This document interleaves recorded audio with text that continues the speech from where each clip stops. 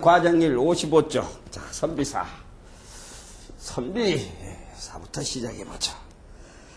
선비사 보면 열심 밑에 뭐 있어? 한일, 하나일.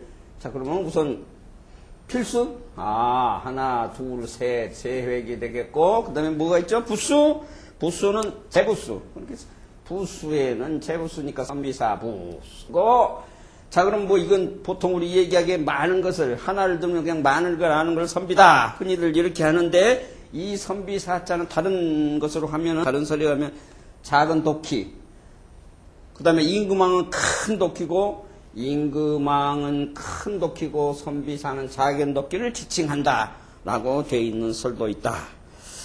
그래서 선비사, 군사사, 사람사 해도 되고요. 사람사. 산의사도 물론 되는데 사람사도 된다. 그러면 물 한자어? 낱말 한자어를 한번 예문을 들어보죠.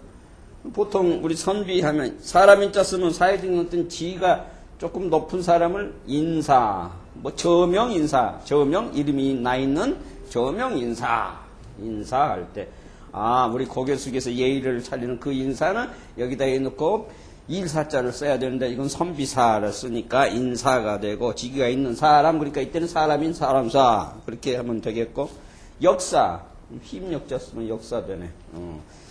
힘력은 원래 무슨 모양? 쟁기의 모양을 본뜬 거였고, 사람에는 사람이 서 있는 어떻게 다리를 벌리고 서 있는 사람의 모양을 어느 면에서 옆면에서 본 모양을 본뜬 글자가 된다 그랬죠. 그 다음에 뭐가 있어요? 군사니까 군대, 군인. 군대에 있는 군산에, 용산에, 이제 뭐 그런 말 많이 써요. 씩씩한 사람, 씩씩한 군인, 그 용사. 그 다음에 군인들에게 뭐를 돋궈줘? 사기를 돋궈준다. 힘을 불어넣어주는 거, 어떤 용기, 힘을 돋궈주는 것을. 그럴 때도 쓰고, 나라를 위하는 사람, 우국지사, 뜻지자 쓰고, 뭐 선비사자 써서 이건 사람 사자 써서 지사, 우국지사. 뜻 있는 사람, 나라를 위해서 목숨 바치고 뜻을 가진, 높은 뜻을 가진 그런 사람, 지사. 자, 그럴 때 쓰죠. 근데 이것은 이제 또 쓰는 데 하나 있어. 변호사, 판사. 이럴 때는 이 사자를 쓴다. 벼슬아치니까. 다음, 산으로 가서, 자, 산은 무슨 모양? 산의 모양을 본뜬 거니까, 자, 이렇게 그림으로 하면 가장 쉽네.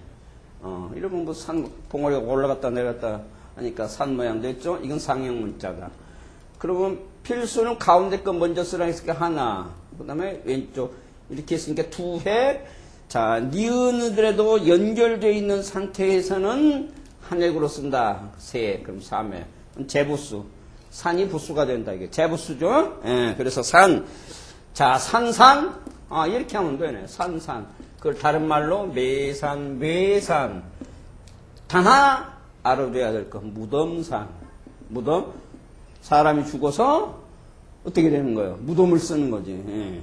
땅을 파고, 자, 관을 넣어서 쌓는 산, 무덤산. 무덤산은 뭐예요? 산, 소는 바소, 고소. 자, 그래 이때 산소는 무슨 뜻? 무덤이라는 뜻이다. 이때는 산이 아니라 무덤산, 무덤을 나타내는 무덤산으로 쓴다. 그 다음에 뭐 산속, 산중. 산속이니까 속중, 가운데 중 써서 산중이고, 산림, 산에 뭐가 숲이 많이 우거졌으니까 산림. 산림 잘못하면 삼림, 산림 빽빽하게 나무가 우거진 건 삼림. 이건 산에 있는 숲, 산림. 그때 쓰고. 쓰기는 많이 쓰고, 산에가 절이 있는 걸 산사라든가. 그런데 무슨 일이 많이 산덩어리처럼 많이 쌓이는 우리 뭐라고 그래? 산도둑놈이 아니라 산적. 산적. 발음이 길어갖고 산적. 산적하다. 이렇게 일이 많이 쌓여있다. 그래서 쌓을 적자 써서 쌓을 적자 산적. 이때는 많은 일이 있을 때 우리 산적이란 말 쓰죠. 예. 산에 올라가면 등산. 그럼 산에서 내려오면 하산. 자, 이렇게 했을 때 사자성 한번 해보죠. 산하고 싸울 전에다가 그러면은 뭡니까? 물하고 싸우고 산하고 싸우고 산전수전. 자, 이 말은 여기서는 자연이지 산수하니까 산과 물은 자연을 나타내는 거니까 많은 것을 겪은 것을 우리는 뭐냐, 산전수전을 다 겪었다. 그럴 때 산전수전. 자, 다음. 페이지 바꿔서 56쪽. 자, 하나, 둘, 셋. 필수는 하나, 둘, 셋, 세 회. 이것은 부수가 어디 가서 쓸 데가 없으니까 안 맞잖아. 그러니까 그냥 하나가 부수다. 부수는 하나, 일 부수. 자, 이건 무슨 문자? 지사 문자. 지사는 우리가 추상적이라고 그랬죠. 하나 선이라든가 부호로 나타낼 때 그것을 우리는 지사라 하겠으니까. 그럼 원래는 이렇게 된 모양인데, 자, 어떤 물체가 있는데, 그 위에 또 물체를 올려놓았다. 올려놨으니까 뭐야? 위.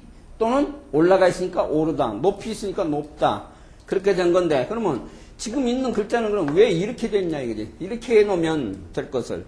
그렇게 해놓으면 뭐하고 같다? 하나, 둘 하니까 두 이하고 같기 때문에 두 이하고 구별하기 위해서 하나 선을 그어줬다. 그래서 위상. 그러니까 위나 윗은 같다. 위상, 그 다음에 오를상 또는 무슨 상? 높을상. 오를상, 높을상 또는 임금상. 임금상. 임금은 상감마마, 상감 또는 상제, 상왕. 그럴 때는 임금이라는 뜻이죠.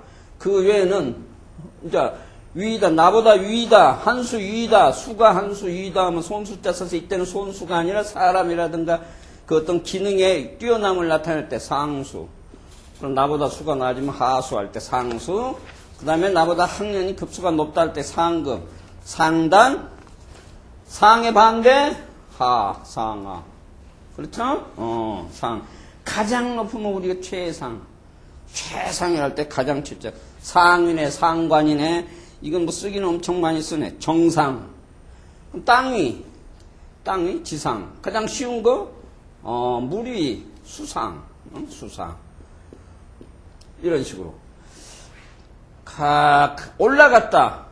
상승. 그럼 기온이 마이너스가 아니라 플러스일 때, 그랬을 때 상온 상태. 예.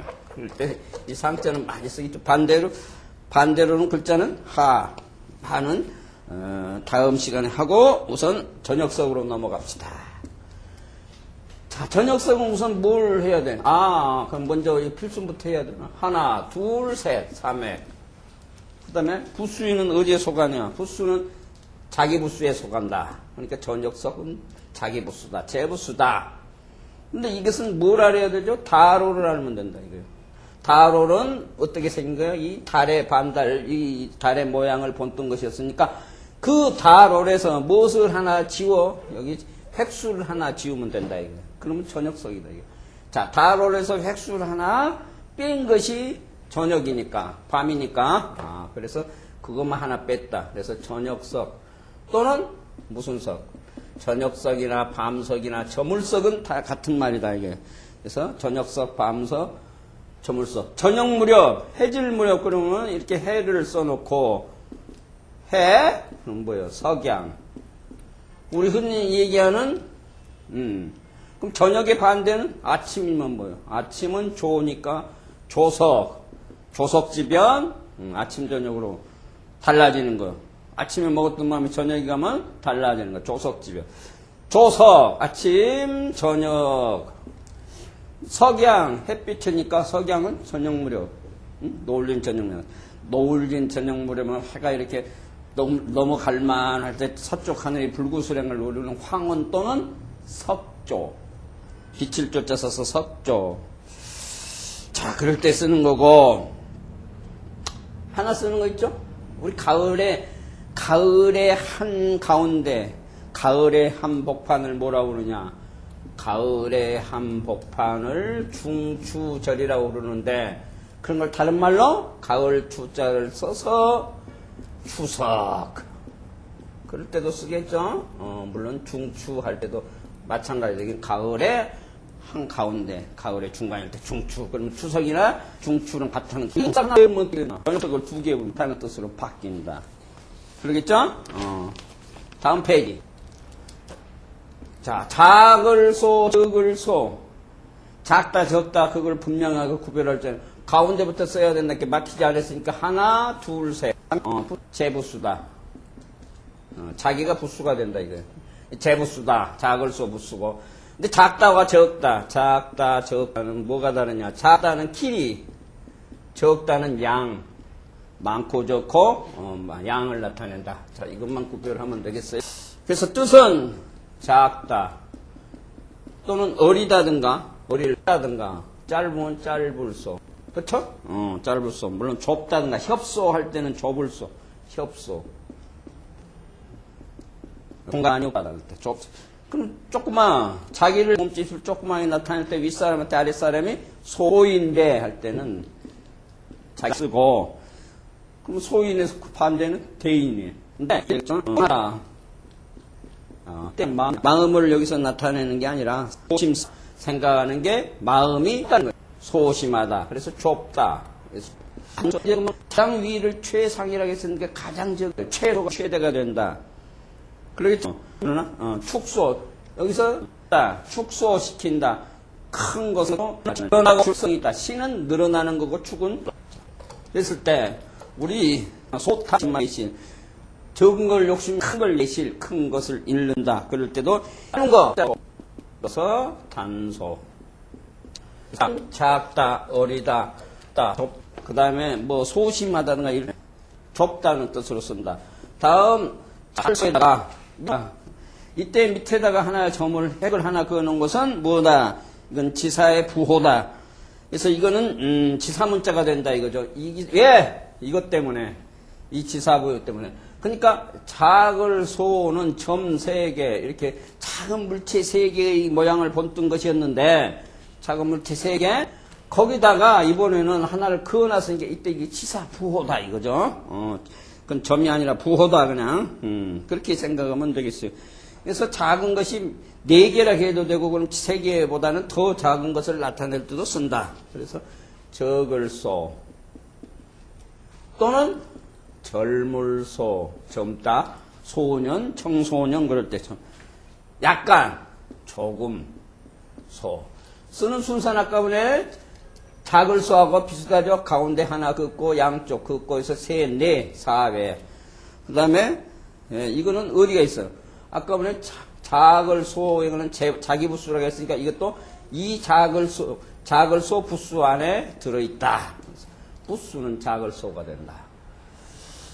그래서 여기서 작을 소에서 하나의 선만 한 획 선만 알면은 이 젊을 소 이 적을 소는 작다 적다는 분명히 적다는 양이 적은 거니까 그것만 기억하면 돼요. 그럼 많다 다 적다 소 다소 다소 간에 많고 적고 다소 그 다음에 젊다는 뭐예요?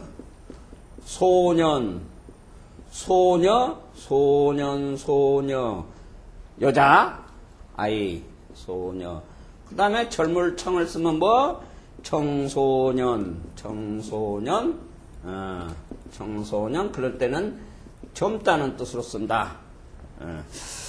그 외에는 조그만 돈이 액수가 금액이 많지가 않을 때면 소에 물건도 조그만 물건을 소포를 보낸다. 우편물에 소포한다든가 그때 쓰고 숫자가 줄어들었다. 양이라고 했으니까 많고 적고 그러면 뭐라고 그래? 10개가 5개로 됐다. 그러면 5개가 뭐였냐? 감소됐다. 덜 깜짝 썼고 덜어졌다. 감소됐다. 그럴 때 쓰고요. 그러면 늙은이 젊은이 하면 뭐예요? 노소. 자, 노소 그렇죠? 늙은이 노소. 그럴 때 쓴다. 그러면 한 예문을 하나 들어보죠. 이 소자를 배웠으니까 벼화자에 벼화 곡시가 벼화는 나무목에 여기 고개 숙인 거니까 나무에서 이 열매가 나오면은 수학의 그 열매가 나오면 어떻게 아래 드니까 고개가 숙인다. 여기서 고개 숙인 모양의 벼화 또는 곡식을 나타내는 화. 거기다가 소를 붙이면 글자 됐다 이거예요. 그쵸?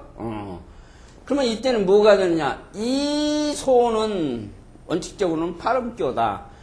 근데 이 소가 들어가면 소로 읽는 게 아니라 대개는 뭐로 발음이 나냐? 초로 난다. 초? 그러니까 여기서 소는 발음교고, 그럼 곡식이 뜻이다 이거죠. 곡식의 그 뭐 같은 거. 이렇게 벼가 됐든 보리가 됐든 열매에 보면 깔끄락이라고 있다고. 수염처럼 생긴 깔끄락이. 그 곡식에 나 있는, 열매에 나 있는, 깔끄락이. 본래의 뜻은 이게 뭐냐. 깔끄락이 초. 근데 이 초는 어디 쓰냐.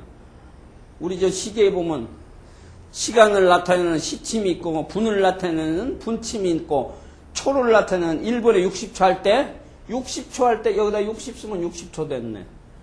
초침, 침, 바늘,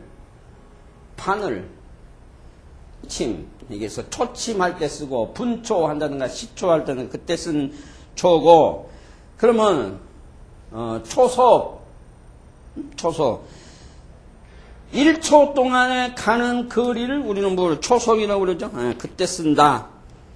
그 다음 하나만 더 하면 손수가 어떤 글자의 표현으로 가면 모양이 변한다 그랬으니까 거기다 또 이 소를 쓰면 발음교는 뭘로 바뀐다고 그랬어요? 초로 바뀐다고 했으니까 초로 있고 뭐가?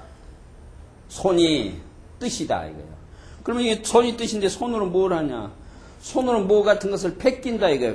써져 있는 상태를 내가 베껴 쓴다 이거죠? 그러니까 이건 베낄 초.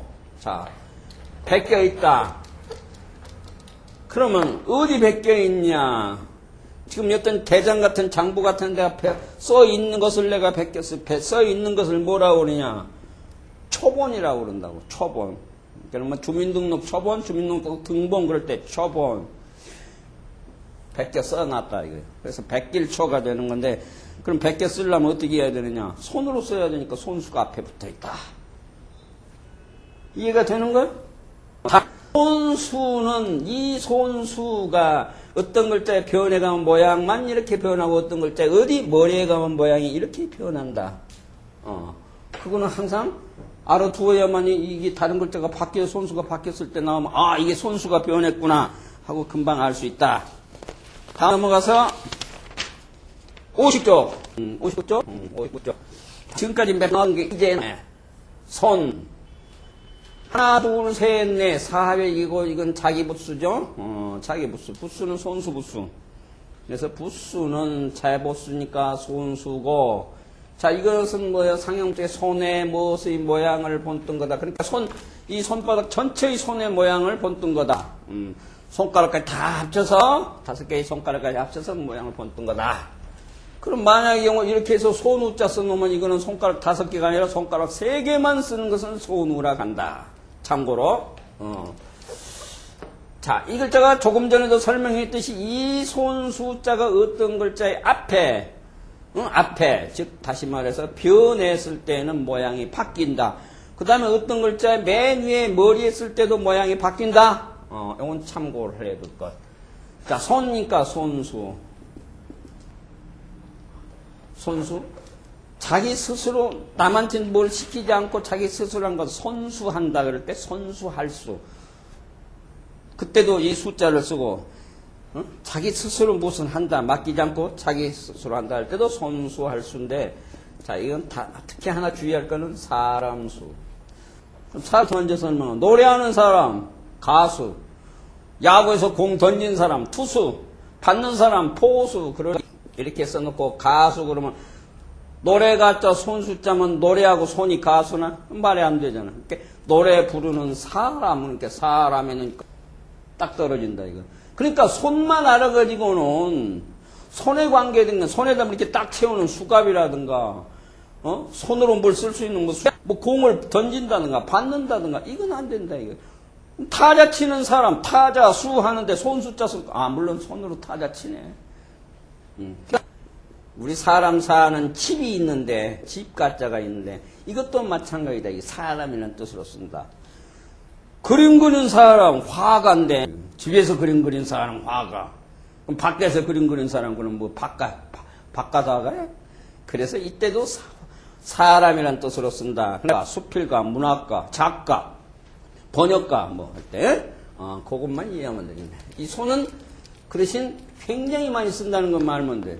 된다 그 말이죠. 노래 부르는 사람, 가수, 그런 건 좀 어렵지만, 무슨 일을 시작한다. 일을 시작했다. 차수. 그럴 때 또 손으로 해. 손수 썼잖아. 손수할 수, 함수 했을 때. 그런 데서 빌려다가 쓰는 거라. 그러니까 손으로 할 수 있는 행동하고 전체에서 확대 해석해서 그 뜻을 넓혀가지고 쓰는 것을 우리는 빌려다 쓰는 글자라고 그러는데, 그러니까 그런 것을 가차 문자라고 그러는데, 이 손만 알아가지고는 우리말을, 소위 국어를 이해하는 데는 역부족이다. 그래서 국어를 잘하려면 한자를 잘해야 되는데, 그 한자가 가지고 있는 몇 개의 뜻을 정확하게 알면은 국어 사전이 없어도 한자를 잘 이해만 한다면 국어는 쉽게 이해한다. 그럼 국어를 잘하면은, 자, 우리말을 잘하려면 뭐를 잘해야 돼? 한자를 잘해야 돼. 그러면 영어를 잘하려면 어떻게 해야 돼? 외국어를 잘하려면 우리말을 잘해야 된다. 왜? 우리나라에서는 영어를 우리말로 전부 번역을 하기 때문에, 그러니까 영영이 아니라 영한 사전에 보면 영사전 있고 영영사전인데, 영영사전은 영어를 영어로 풀어놓은 것이지만 영한사전은 영어를 우리말로 풀어놨기 때문에 영한사전. 그럼 우리말로 풀어놓은 거 있다. 거기 어휘에 보면 전부 한자다 이거예요. 근데 한자를 쉽게 풀지 못하면 그 영어가 가지고 있는 뜻을 제대로 이해를 못한다 이거. 그러면 해석이 다른 해석을 하려면은, 그래서 영어를 영어답게 제대로 해석을 해서 알려면 우리말을 잘해야 되는데, 우리말을 잘하려면 첫째 조건이 한자를 잘해야 된다. 그러니까 하라는 게 무조건 그냥 하라는 게 아니라 무조건식으로 한자를 익히는 것만, 읽고 쓰고 그냥 해가지고 서당식으로 그냥 암기하는 건 해봐야 큰 우리말을 이해하는 데는. 자, 그러면 다시 숫자를 한번 더 해보죠. 손수는 하도 많이 쓰는 거고 하기 때문에. 그럼 우선 이렇게 해보죠. 손발, 수조. 자, 우리말에는 비유법이 굉장히 많이 있다. 은유법도 있겠지만은. 직역하면 손수, 발족 하니까 손발인데, 손발 맞죠? 첫 번째 뜻이 손발. 두 번째 뜻이 그럼 뭐냐? 수족.